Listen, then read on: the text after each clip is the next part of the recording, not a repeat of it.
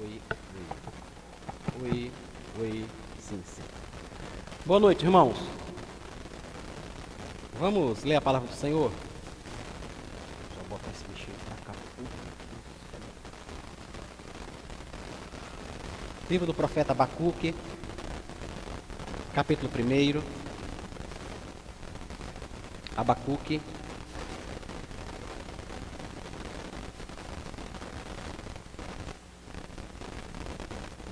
Capítulo 1, a partir do versículo 12.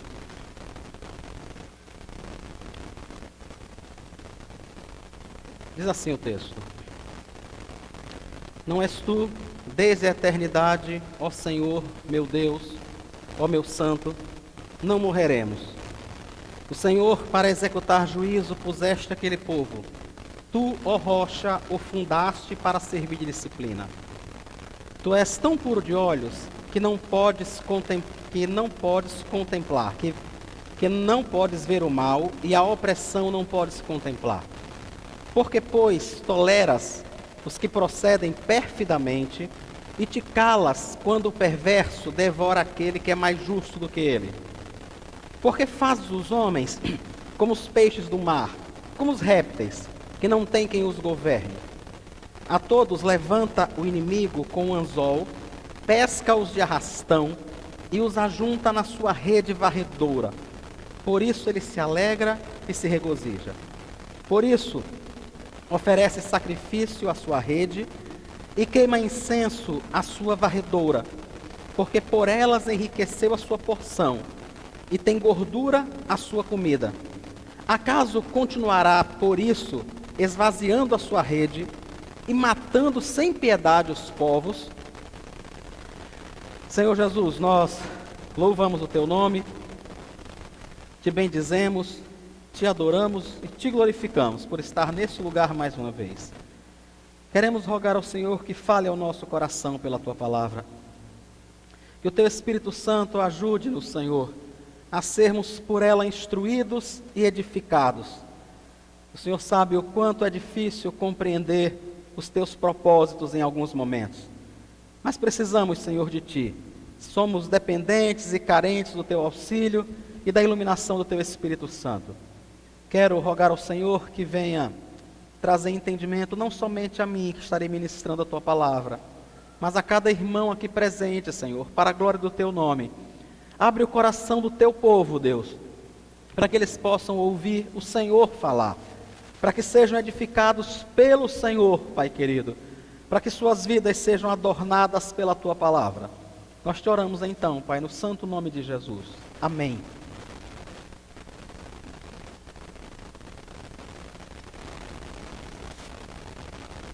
Capítulo 1, no versículo 3 do livro de Naum, bem no meio do versículo, tem uma palavra muito interessante. Naum diz assim: O Senhor tem o seu caminho na tormenta e na tempestade. O Senhor tem o seu caminho na tormenta e na tempestade. Era isso exatamente que Abacuque estava esperando. Abacuque está vivendo aproximadamente no ano 600 antes de Cristo, e quando ele está vivendo, os assírios tinham acabado de ser derrotados pelos babilônios. O império babilônico estava começando a aparecer, a se destacar. Eles tinham derrotado os assírios e estavam descendo, indo de encontro ao Egito. E até chegar no Egito, eles iriam passar por Jerusalém. E nessa passagem, Deus já tinha dito a Abacuque que eles não iam apenas passar por Jerusalém, mas nesse caminho que eles faziam de cima da derrota com os assírios até chegar no Egito, eles iriam passar e destruir Jerusalém, iriam acabar com aquele povo. E Abacuque fica estarrecido. Abacuque diz: Senhor, como é que o Senhor vai fazer um negócio desse?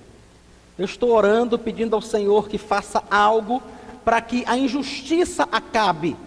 Eu não quero que o povo acabe, eu quero que acabe a injustiça. Eu não quero que o povo seja destruído, mas que o coração deles seja mudado, Mas o que o Senhor acaba de me dizer é que o Senhor vai usar um exército poderoso, forte, feroz, cruel, que vai destruir, que vai acabar, que vai dizimar esse povo. Como é que a gente vai ficar dessa forma? O que vai restar de nós? E Abacuque, então, depois de ouvir Deus dizendo o que iria fazer, ele começa declarando primeiro a fé dele em Deus. É interessante notar, irmãos, que Abacuque, antes de qualquer coisa, antes de começar a dizer a Deus o que ele realmente estava sentindo, ele declara a sua fé e a sua confiança em quem está ouvindo a sua voz. Veja o que ele diz no versículo 12. Não és tu, desde a eternidade, ó Senhor, meu Deus, ó meu Santo. Apenas no comecinho desse versículo, Abacuque declara a eternidade de Deus. Ele diz: Senhor, nós não adoramos a um Deus feito de barro, nós não adoramos a um Deus feito de bronze, feito de gesso, ou produzido pelas mãos humanas.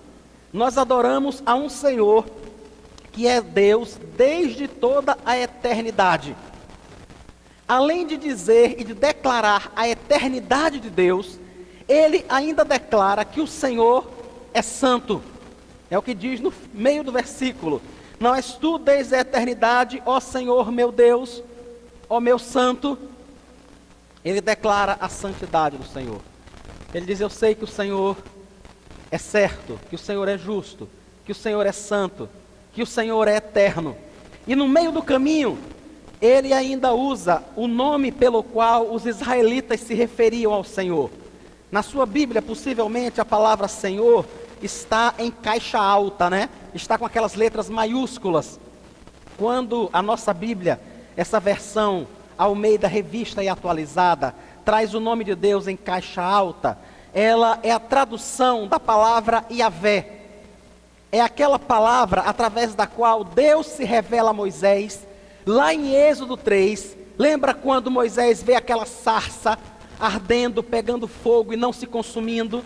Moisés se aproxima, Deus fala com ele, Moisés diz: Senhor, eu vou dizer o que ao povo? Eu vou dizer que quem me enviou? E Deus diz a ele: diga a eles que eu sou me enviou a vós. A tradução desse eu sou certamente é a própria palavra Yahvé.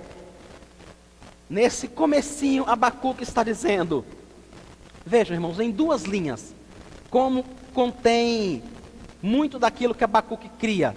Nessas duas linhas ele diz: Senhor, eu creio que tu és aquele Senhor que se revelou a Moisés na sarça ardente e que se declarou que iria tirar o povo do Egito. Eu creio que o Senhor não é apenas aquele que estava na sarça ardente, mas aquele que é desde toda a eternidade. Eu creio que o Senhor é santo, eternamente santo. E mais do que isso, eu creio que o Senhor é o meu Deus. É isso que ele diz em duas linhas apenas. Crendo nisso, declarando a sua confiança em Deus, então ele conclui algo que é muito lógico: não morreremos. Não morreremos. É a primeira conclusão que ele tem. Depois de olhar para Deus, lembrar da eternidade, da santidade, da graça de Deus, do Deus que havia se revelado a ele.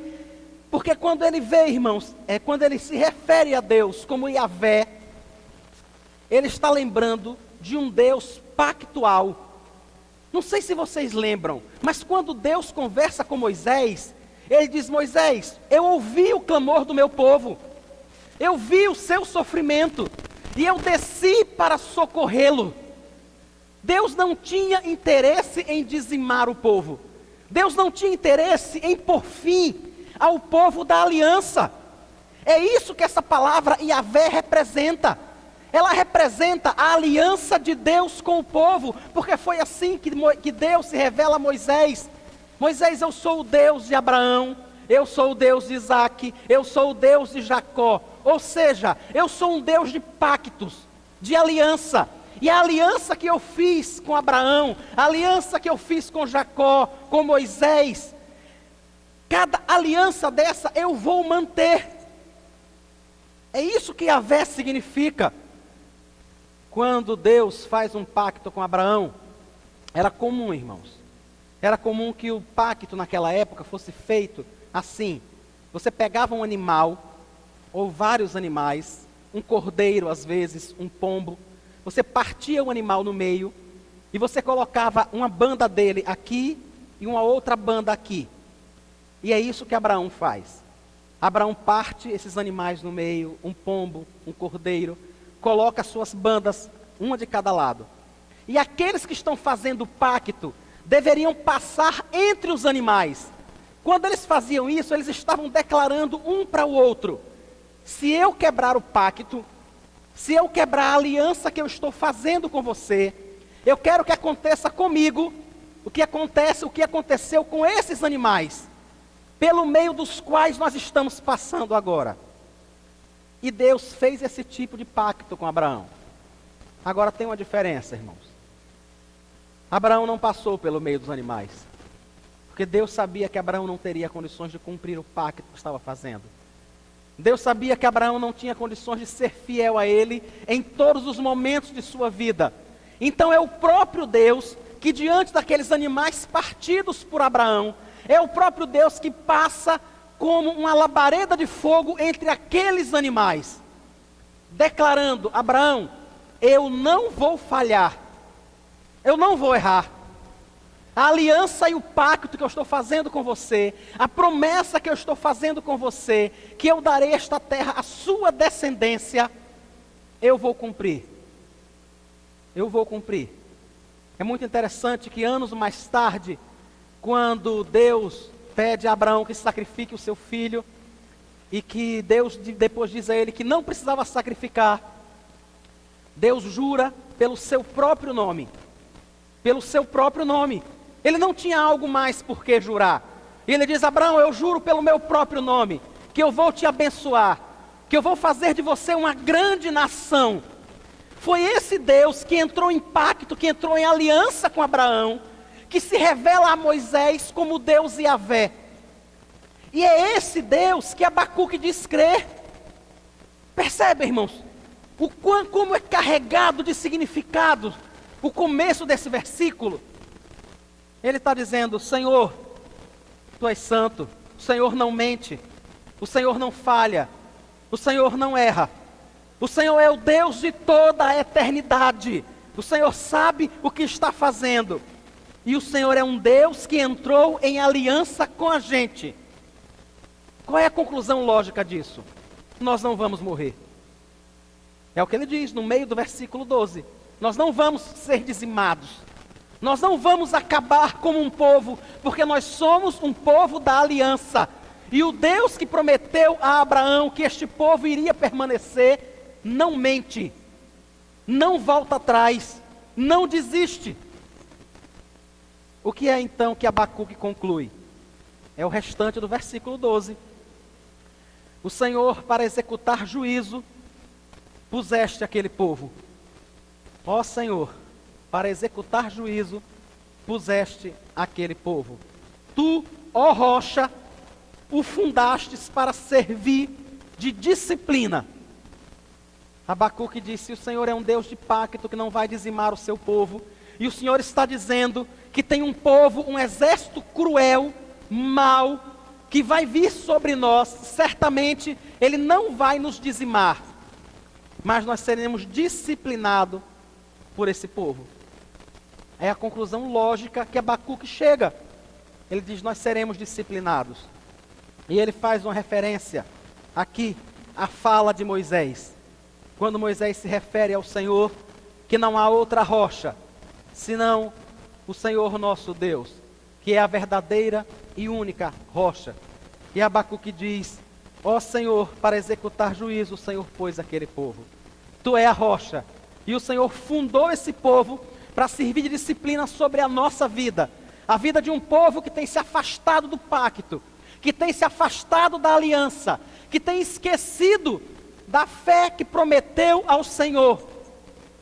Irmãos, esse povo que agora Abacuque ora por eles, esse povo que Abacuque se refere aqui no capítulo 1, do versículo 2 até o versículo 4, quando Abacuque fala sobre toda a violência, sobre todo o desespero, sobre todo o engano e injustiça que havia, é aquele mesmo povo que tinha estado com Josué, lá no final da vida de Josué. No capítulo 24, quando Josué reúne aquele povo, lê as palavras da lei e diz assim: escolham hoje a quem vocês vão servir. Se aos deuses aos quais serviram os vossos pais da além do Eufrates, ou ao Senhor. Mas eu quero deixar claro para vocês uma coisa, diz Josué: eu e a minha casa serviremos ao Senhor. E aquele povo responde: não, nós vamos servir ao Senhor que nos tirou do Egito. Nós não vamos servir aos deuses do Egito, nós não vamos servir aos deuses aos quais serviram aos nossos pais. Nós vamos fazer aquilo que o Senhor Deus requer de nós. Mas no ano 600 a.C., não era assim que eles estavam vivendo. Eles estavam vivendo de forma injusta, de forma pecaminosa e de forma ímpia. Eles tinham absorvido o costume das nações ao redor, daqueles povos que viviam ao redor deles. Então Abacuque diz: nós seremos disciplinados por isso, mas nós não vamos acabar, nós não seremos dizimados. Depois de Abacuque fazer a sua declaração de fé, depois dele dizer: Senhor, eu entendo que nós vamos ser disciplinados, eu sei que vai ser assim. Então ele começa a expor aquilo que o incomodava, aquilo que realmente afligia o seu coração. E ele começa devagarzinho, no versículo 13. Senhor, o Senhor é tão puro de olhos, a tua pureza é tão grande que o Senhor não pode ver o mal. A opressão o Senhor não consegue contemplar. Ele diz: Pai, a sua pureza é muito grande. O Senhor não tem como se envolver em nenhum tipo de maldade, em nenhum tipo de coisa ruim. O Senhor é a pura bondade e o puro amor e a pura santidade e a pureza mais excelsa que existe. Não pode existir mal no Senhor, de jeito nenhum. Tiago diz que todo bem, que toda dádiva vem do Pai das luzes, em quem não há mudança e nem sombra de variação. Em Naum, o profeta diz que o Senhor é bom. O Senhor é bom. E é isso que Abacuque lembra. Ele diz: Pai, o Senhor não pode tolerar o mal. O Senhor não pode se envolver em coisa errada. O Senhor não pode participar de uma coisa que não seja certa. E aí Abacuque continua: agora, se é assim, me tire só uma dúvida. Por que é que o Senhor tolera os que procedem perfidamente? E te calas quando o perverso devora aquele que é mais justo do que ele? Percebe o que Abacuque está fazendo? Ele diz: Senhor, o Senhor é santo, o Senhor é eterno, o Senhor é o nosso Deus, o Senhor é puro e não pode ver o mal. Me tire só uma dúvida, é pequena, mas me tire só uma dúvida. Diante de toda essa pureza, como é que o Senhor fica calado? Como é que o Senhor não faz nada quando aquele que é injusto devora alguém que é mais justo do que ele? De quem é que Abacuque estava falando?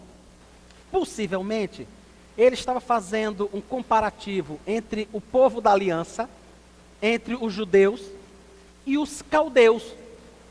Ele estava dizendo: Senhor, nós somos o teu povo, o povo da aliança. Não sei se vocês lembram, irmãos, mas os judeus vieram dos caldeus. Lembram que foi de lá, de Ur dos caldeus, que Deus chamou Abraão e disse: sai do meio da tua terra, da tua parentela, para um lugar que eu te mostrarei. Os judeus eram descendentes dos caldeus. Deus pegou um pedaço dos caldeus, fez aliança com esse povo, tirou eles de lá e entrou em acordo com eles. Agora, aquela parte dos caldeus que não tinha se convertido, está para vir sobre o povo da aliança. E Abacuque diz: Senhor, me tire só essa dúvida.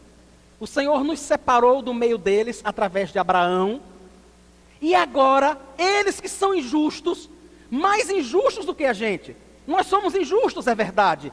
E Abacuque reconhecia isso. Tanto reconhecia que é o que ele diz no começo do livro. Ele diz: Senhor, até quando eu vou gritar que existe violência, que existe litígio, que a lei não é cumprida, que o justo cerca o injusto, que a justiça é torcida? Isso está no capítulo 1, versículos 3 e 4.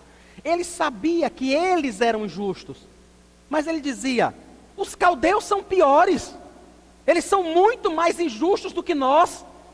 E o Senhor, com toda a sua bondade, com toda a sua pureza, o Senhor vai permitir que eles venham sobre a gente, vai permitir que eles nos matem. E aí ele dá um passinho mais adiante, versículo 14. É como se ele dissesse assim: Senhor, a impressão que eu tenho é que o Senhor está nos tratando como os peixes do mar, como os répteis que não tem quem os governe. Irmãos, nesse momento, nós vemos o quanto Deus é misericordioso, o quanto Deus é bondoso. Abacuque chega diante de Deus e diz assim: Senhor, sinceramente, a impressão que eu tenho é que o Senhor está nos desumanizando. A impressão que eu tenho é que o Senhor não está percebendo que em nós habita a tua imagem.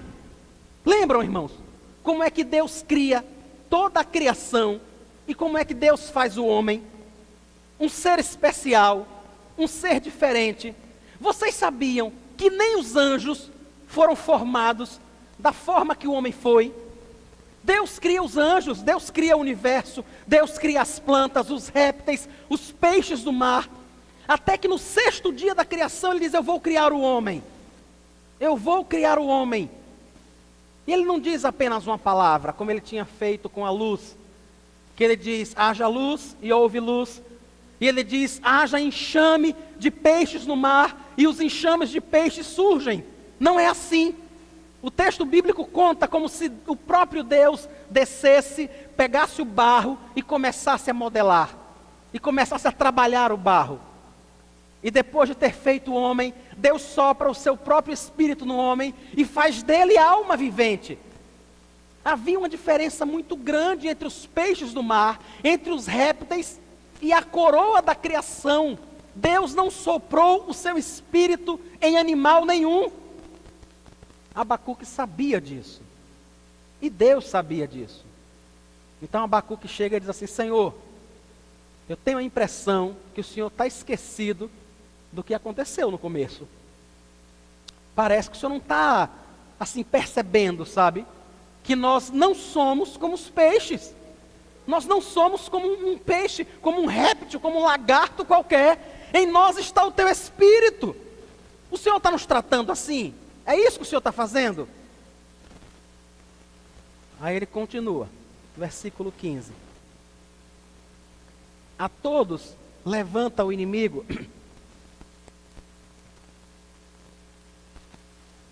A todos levanta o inimigo com anzol, pesca-os de arrastão e os ajunta na sua rede varredora. Por isso ele se alegra e se regozija. Os caldeus, irmãos, tinham práticas terríveis. Lembrem que nós estamos falando de uma época de 600 anos antes de Cristo. Não existia fair play. Não existia isso. Não existia guerra justa. Não existia regras. Não existia tribunal de Haia ou coisa parecida. Não tinha ninguém que dissesse assim: não, você pode jogar uma bomba atômica, você só não pode usar arma química. Você só não pode usar gás sarin. Não tinha ninguém que fizesse isso. Os caldeus tinham uma prática terrível.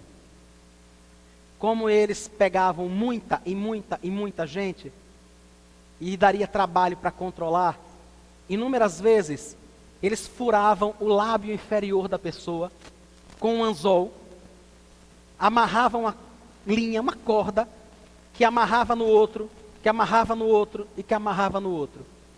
Então ficava aquela fileira imensa de gente, com o lábio inferior perfurado, por um anzol, para ser mais fácil de levar. Quem iria pensar em fazer alguma coisa com a boca a ponto de ser rasgada? Abacuque sabia disso. E por isso ele diz: Senhor, o que os caldeus fazem é o que os homens fazem com os peixes. É isso que o Senhor vai permitir que eles façam com a gente? Eles têm feito isso o tempo todo, e cada vez que eles fazem isso, eles ficam mais ricos, eles ficam mais poderosos, e eles continuam a adorar a sua própria rede. É por isso que eles prestam culto à sua rede, ao seu anzol, porque não tem quem os detenha, não tem quem possa pará-los, e é isso que vai acontecer com a gente. O senhor não está percebendo, não? Ele diz, ele ajunta as pessoas na sua rede varredora. Era muito comum fazer isso, irmãos. Quando pessoas se rebelavam, que eram arrastadas aos montes, como se fossem uma coisa qualquer, dentro de uma rede mesmo. Aí Abacuque diz, Senhor, eles fazem isso e ninguém os para. Ninguém diz nada a eles.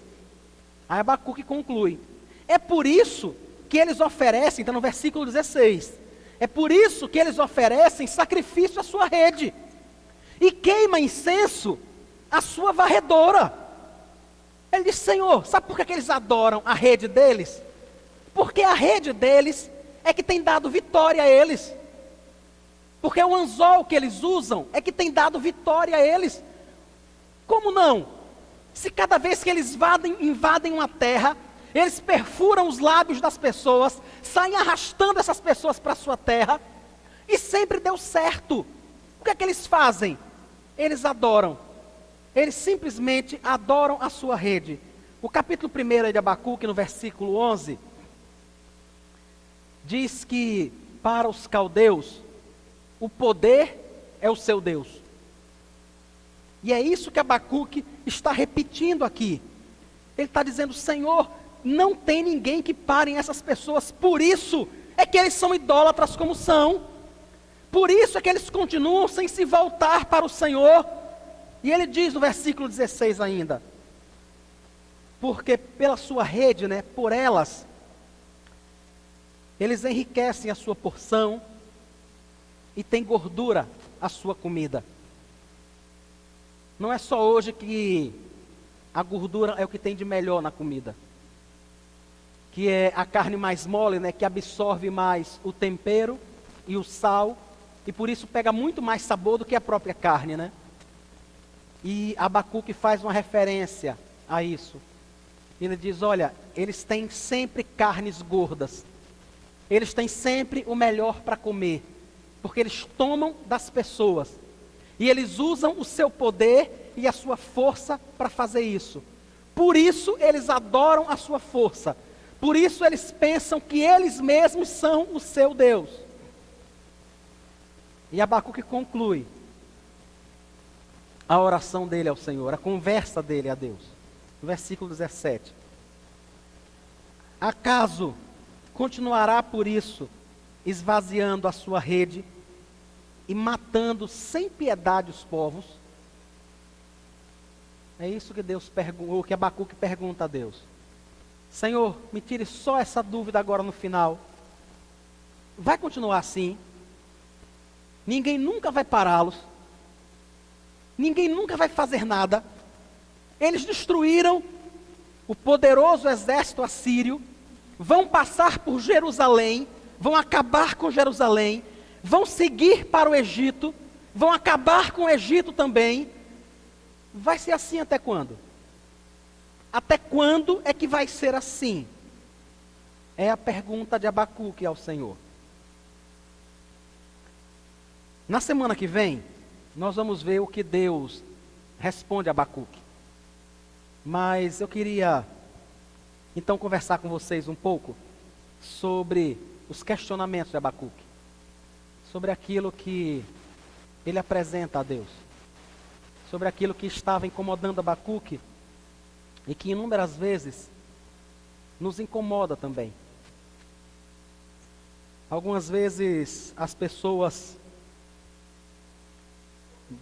vem alguém doente, por exemplo, alguém que sofreu um assalto, por exemplo, e ficou paraplégico por conta disso, e perdeu aquilo que tinha. E quando às vezes a gente se contraria, né? E a gente diz assim, como é que pode acontecer isso a pessoas injustas, né? Pessoas injustas que oprimem gente que não merecia isso. A primeira coisa, irmãos, que nós precisamos ter na mente é que diante de Deus não existe inocente. Lembre disso. Não existe inocente diante de Deus. Ninguém. Se eu e você tivermos um mínimo de bom senso, nós temos plena convicção de que não somos inocentes diante de Deus. Há muitos anos atrás, eu passei, durante um ano eu visitava a penitenciária de Areia Branca, toda quinta-feira pela manhã.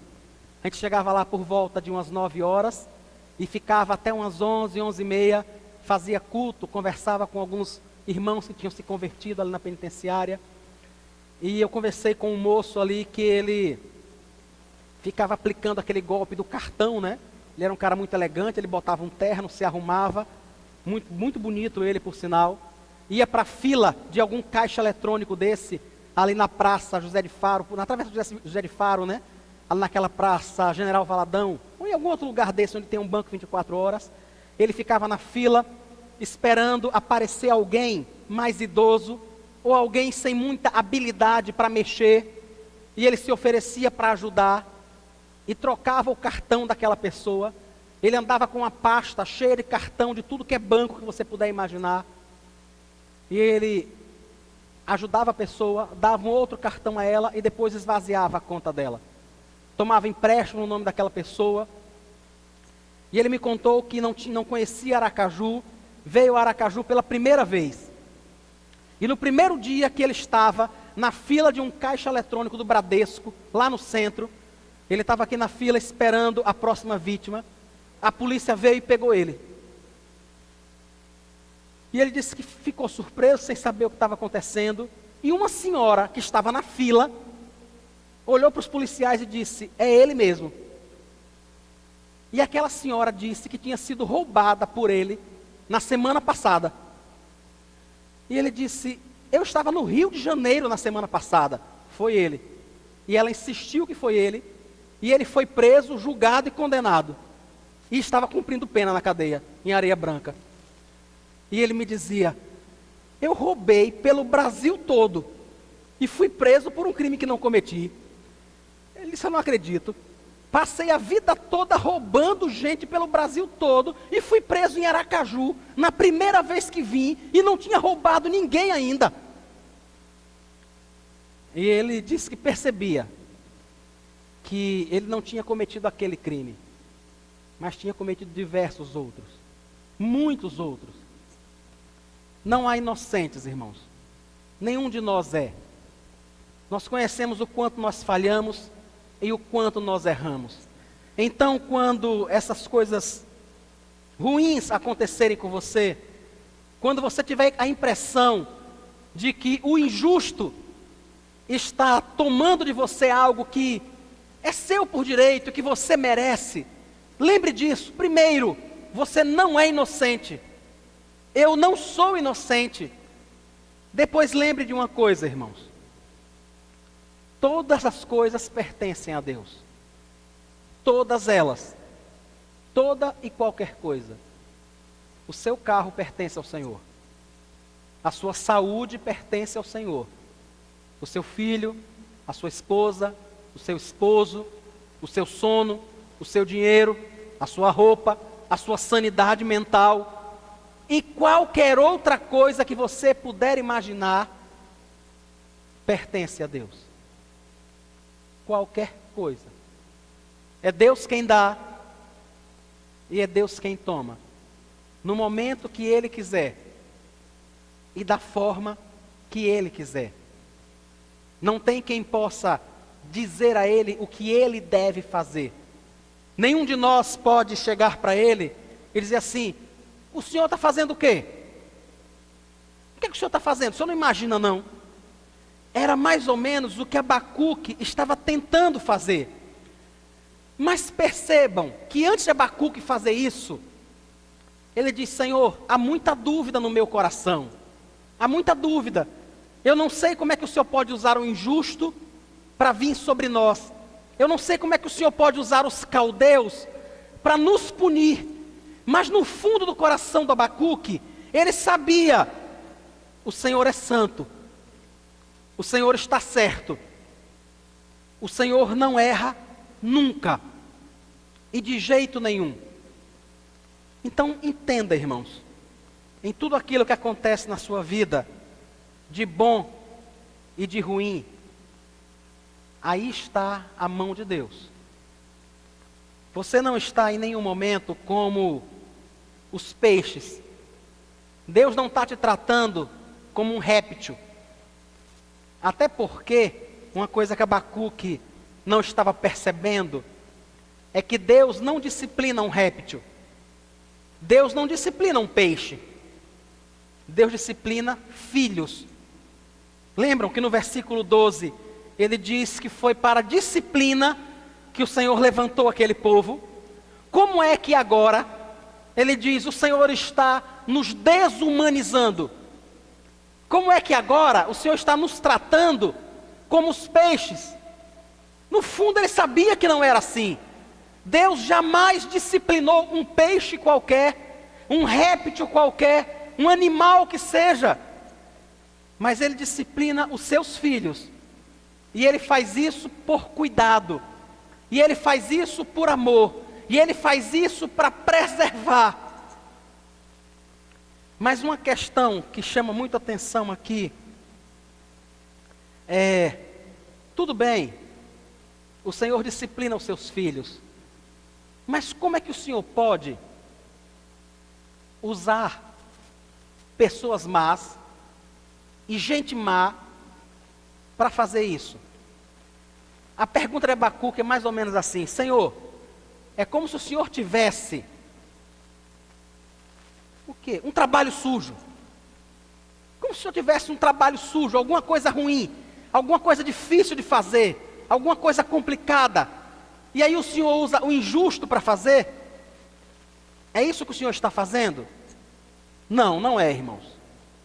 Eu e você precisamos entender, antes de qualquer coisa, que em Deus não há injustiça. Em Deus não há maldade. Em Deus não há erro. Embora eu e você não consigamos perceber isso, não há erro em Deus. Tudo que Ele faz, tudo que Ele diz, tudo que Ele opera é certo, é justo, é perfeito e é o melhor. O fato de eu e você não percebermos isso, não quer dizer que Deus está errado. Muito pelo contrário. Quer dizer que nós temos uma visão limitada. Preciso que você, irmão, e eu percebamos a nossa finitude e paremos de querer ensinar a Deus. Nós não temos como fazer isso. Não temos. Quem somos eu e você diante da eternidade e da sabedoria do Criador para dizer a Ele como Ele deveria nos tratar? Para dizer a Ele: Senhor, não é possível que com 30 anos eu tenha um câncer no cérebro.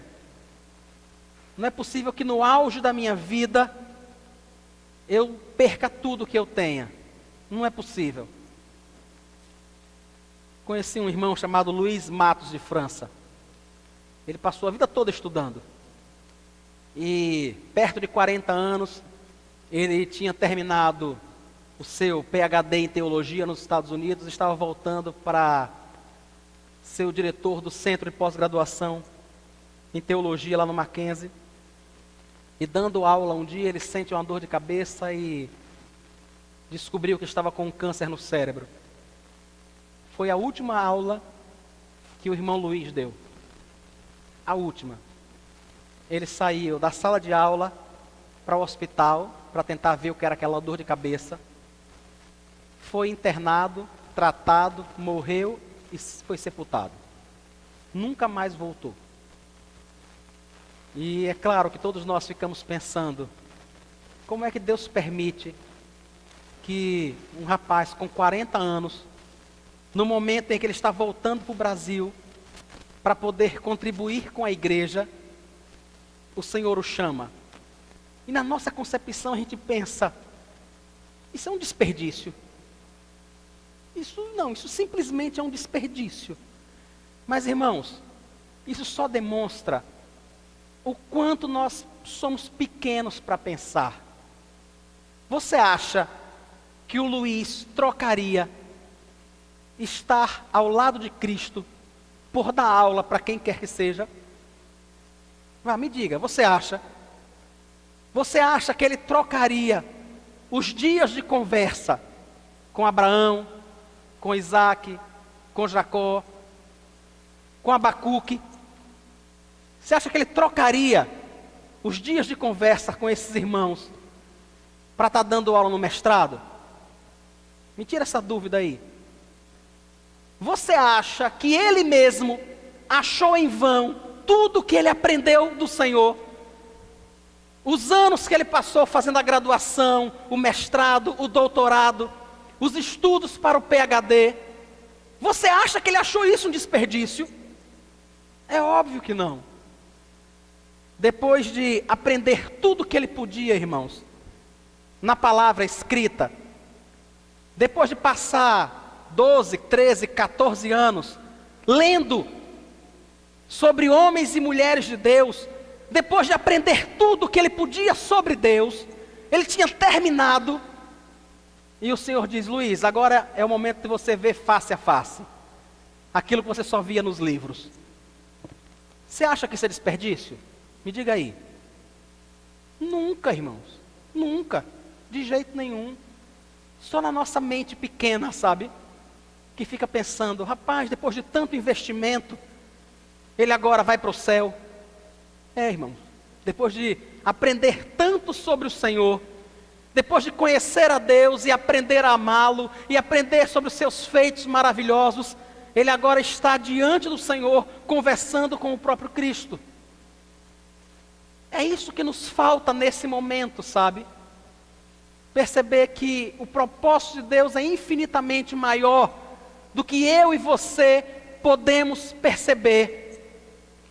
Não há coisa mais difícil do que enterrar um filho. Não há coisa mais difícil. Eu sempre lembro do momento em que uma jovem chamada Poliana, em Goiânia, no começo de sua vida, morre queimada no seu carro, e a sua mãe entra em desespero, escreve uma carta para o pastor Caio Fábio, dizendo que estava com raiva de Deus, porque uma moça tão jovem, começando a sua vida, tinha acabado de se casar, uma moça dedicada na igreja, dedicada à obra de Deus, um excelente profissional, com tantos sonhos pela frente, e morre de forma tão brutal. E o Caio Fábio, no momento de lucidez, responde para aquela mãe: você acha que sua filha trocaria o que ela está vivendo agora pelos seus sonhos, pelos sonhos que você tem para ela? Você acha que ela trocaria? Nunca, irmãos. Nunca. Eu não trocaria. Você não trocaria. Então é óbvio, é claro, que há momentos da nossa vida que são momentos de chorar e de prantear e de se entristecer mesmo. Tem momentos assim, não tenha dúvida. Mas nesses momentos, quando esse momento de choro, de tristeza, de angústia chegar, chore, sabe? Não fique tentando sorrir quando é o momento de chorar. Chore mesmo, mas chore lembrando do que Abacuque estava dizendo. Lembrando que o Senhor é santo. Lembrando que Ele é perfeito. Lembrando que Ele é eterno. Lembrando que Ele é justo. Lembrando da sua graça, da sua misericórdia. Uma moça passou a vida toda, o ano todo, estudando para fazer o vestibular. E perto de fazer o vestibular, depois de estudar 8, 10 horas por dia. Ela chega para o pai e diz: pai, me dê a inscrição do vestibular. O pai olha para ela sem saber o que dizer. Eu esqueci de fazer sua inscrição. O senhor o quê? Eu esqueci. Dá para imaginar? Você está se preparando para fazer um vestibular de medicina, para a sua vida para estudar, chega na hora de fazer o vestibular, seu pai esqueceu de fazer a inscrição. É o momento de chorar, de se entristecer, sabe? Mas eu ouvi essa irmã depois, e ela me disse: pastor, eu chorei muito. Eu fiquei muito triste. Eu não sabia o que dizer, não. Eu não tinha palavras para expressar a minha tristeza. Mas depois eu entendi que tudo que Deus faz é certo e justo. Eu não entendo por que Ele fez isso. Eu não entendo porque o Senhor permitiu que fosse assim. Mas eu continuo confiando nele. É o que eu e você precisamos fazer. É o que nós precisamos aprender com Abacuque. Sabe, se você tem enfrentado momentos difíceis em sua vida, e eu não sei quem não enfrenta. Não sei, irmãos, quem não enfrenta. O que eu quero dizer a você é isso. Deus não está te tratando como um peixe. Deus não está te tratando como alguém com quem Ele não se importa. Muito pelo contrário. Ele está desenvolvendo um plano eterno na sua vida, que é o melhor que podia acontecer, que visa o seu bem. Então, quando for a hora de chorar, diga: Senhor, eu não tenho a menor ideia porque é que o Senhor está permitindo isso. Eu não tenho a menor ideia porque é que o Senhor deixa que meu casamento seja tão difícil. Depois de tantos anos de sonho, de namoro, de preparo, depois de tanto investimento, agora eu tenho experimentado uma vida conjugal tão difícil, tão complicada. Não sei porque que o Senhor permite que eu viva isso, mas eu quero continuar confiando no Senhor. Eu quero continuar sabendo que o Senhor faz o que é melhor para mim. Eu não sei porque que o Senhor permite que eu tenha tanta dificuldade. Eu conversei com um irmão há muitos anos atrás. Um irmão muito estudioso, muito dedicado. Ele fez a graduação, ele fez a especialização, ele fez o mestrado e começou a trabalhar na área. Mas nunca conseguiu parar no emprego. Nunca. Ele conseguia o emprego, passava um ano e meio, era demitido. Mais um ano e meio, era demitido. É assim até hoje. Até hoje. Ele hoje já está perto dos 60 anos. E ainda é assim. Dá para imaginar, irmãos? E a gente fica pensando, né? Não, deve ter alguma coisa de errada nele. E aí eu queria te perguntar, e não tem nada de errado em você, não? É só nele que tem? Me tira essa dúvida aí. É só nele que tem coisa de errada? Em mim também não tem, não? Ou você acha que você é o funcionário mais perfeito que existe? Ou você é a melhor esposa que pode existir? O melhor marido que já fizeram? Me diga aí. Não tem coisa só de errada nele, não, irmãos. Tem coisa de errado em todos nós. Em qualquer um de nós somos falhos mesmo. Somos assim. E o que nós precisamos entender é que mesmo no meio da nossa falha, dos nossos erros, das nossas dificuldades, o Senhor vai continuar a cuidar de nós. O Senhor vai continuar a nos amparar, sabe? Mesmo quando um povo como esse estiver vindo contra nós. Era isso que Abacuque estava pensando. Que coisa terrível. Tem um povo vindo contra nós. O que nós faremos? Confiar em Deus. Esperar no Senhor. Acho que eu e você nesse momento precisamos nos apresentar diante do Senhor, chorar aos seus pés, dizer a Ele o quanto nós estamos tristes, sabe, dizer: Senhor, o Senhor sabe o quanto eu estou triste por ter perdido o meu emprego, por não conseguir ficar em nenhum. O Senhor sabe o quanto eu estou triste porque eu não consigo até agora controlar a minha compulsão por comida, a minha compulsão por compras, a minha vaidade, a minha preguiça. O Senhor sabe o quanto eu estou triste porque eu não consigo controlar a minha língua, que é maior do que o meu corpo. Mas tenha misericórdia, me ajude, me sustente, porque eu sei que essas coisas não agradam ao Senhor. E eu preciso da Tua graça, eu preciso do Teu favor. Eu preciso que o Senhor traga a Sua disciplina sobre a minha vida para que eu mude. Quantas vezes, irmãos, nós pedimos a Deus que faça isso, né? Que nos faça parecido com Ele, que transforme a nossa mente, o nosso coração. Vocês lembram como é que Cristo foi moldado dia após dia? No meio do sofrimento, da luta. A Bíblia só registra 2 vezes que Cristo chorou. Não tem uma que diga que Ele sorriu. Eu não estou dizendo que Ele sorriu, não. Eu estou dizendo que não está escrito. É bem diferente, né? Não há um registro de que Ele tenha sorrido. Mas há registro dele chorando. Há registro dele suando sangue. Há registro dele sendo traído, sendo humilhado. Foi assim que ele foi formado. Foi assim, até chegar na cruz.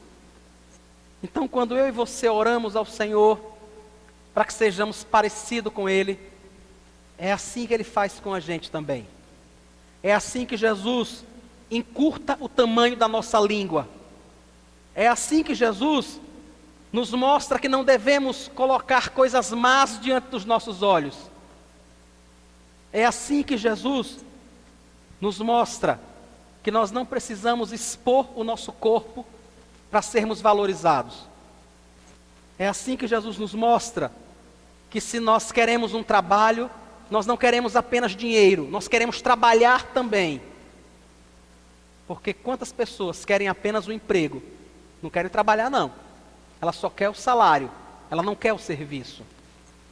E o modo do Senhor ensinar é assim, é disciplinando, é trazendo a dificuldade, é trazendo a luta, para que essa pessoa seja moldada.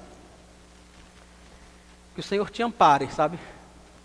Que o Senhor sustente a cada um de nós, nos ajude a ver que inúmeras vezes nós passamos por essas coisas, porque estamos sendo moldados, porque estamos sendo tratados para nos parecermos mais com o Senhor.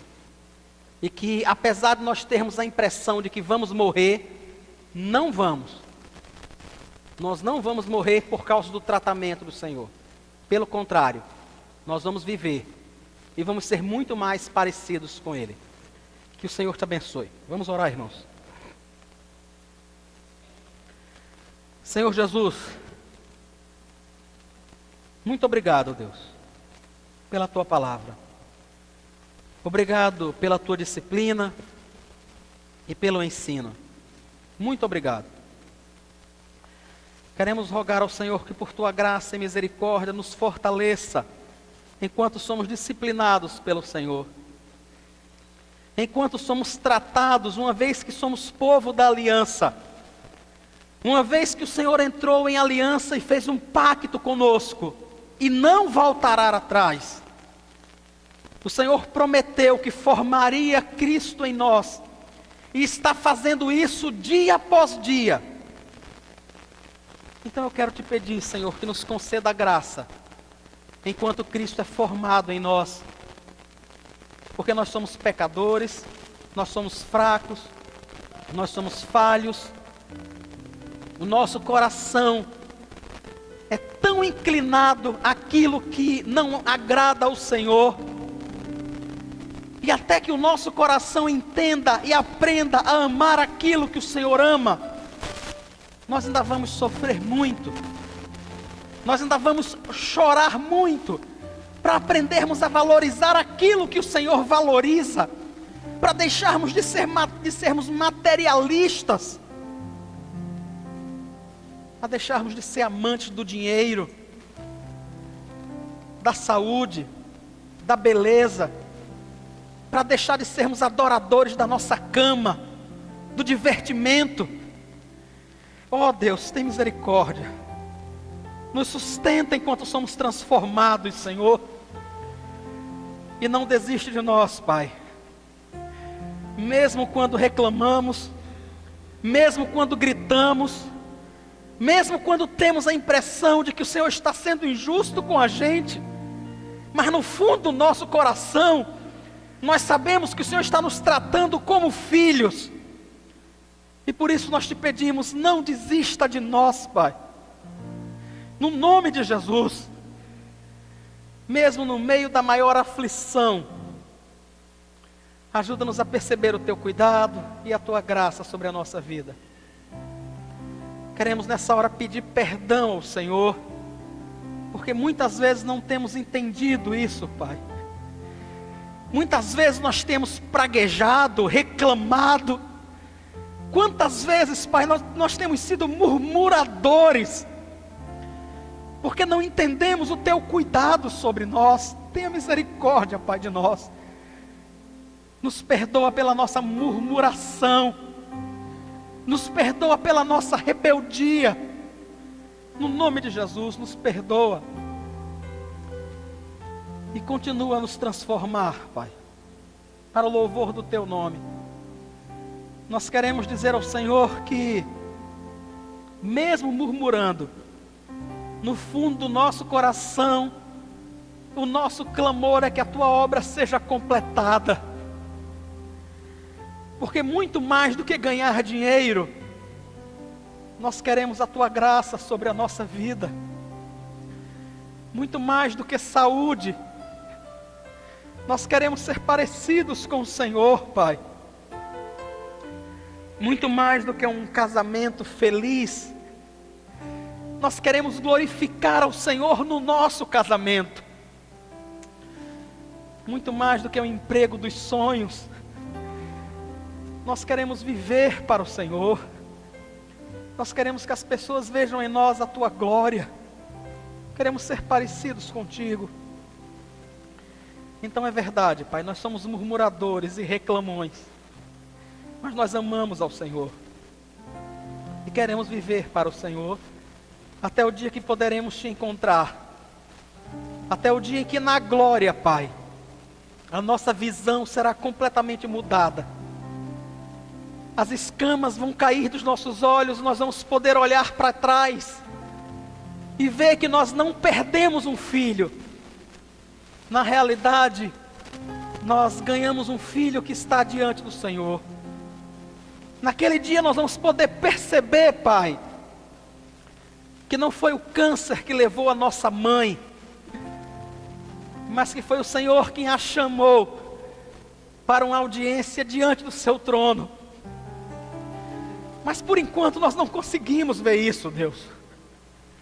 Por enquanto nós não conseguimos perceber que quando o emprego é tirado, é para que a gente aprenda a glorificar ao Senhor no próximo. Nós não conseguimos perceber isso agora, Deus. Nos ajuda, Jesus, por tua misericórdia, nos ajuda, Senhor. Nos sustenta, porque nós queremos chegar diante do Senhor um dia, quando nós vamos poder olhar para trás e dizer assim: valeu a pena. Valeu a pena cada coisa, cada esforço, tudo que nós fizemos. Nós não conseguimos tudo o que nós queríamos, mas tudo o que aconteceu em nossa vida foi aquilo que o Senhor planejou, então foi o melhor. É isso que nós queremos, Deus, chegar um dia diante do Senhor, quando poderemos reconhecer esta coisa, reconhecer isto com todo o nosso coração, a nossa alma e o nosso entendimento. Mas até chegar lá, nos perdoa, nos sustenta, nos guarda por tua graça, nos livra de nós mesmos, Senhor. É o que nós te pedimos no nome santo de Jesus. Amém.